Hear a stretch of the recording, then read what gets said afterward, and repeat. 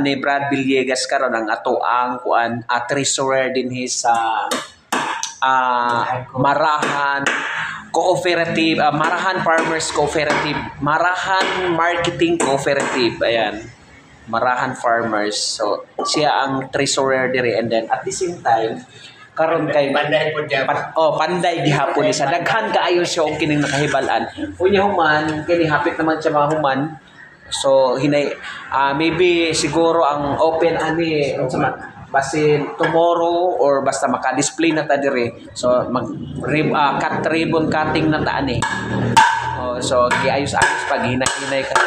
So sa tanan nga gusto mamalit no gikan sa abono, feeds o mga gulay o mupalit og gulay, mupalit may gulay sama sa tanan nga klase nga gulay o nya mais, kakao, mo palit pud mi diri sa Marahan Farmers. So kung gusto mo nya dugang update ni ini i-plaster nako ni para sa inyo hay plaster nako unsa gyud among paliton unya nagmaligya pud mi diri og kining feeds, bugas, abono og mga medisina og mga seeds para sa gulay.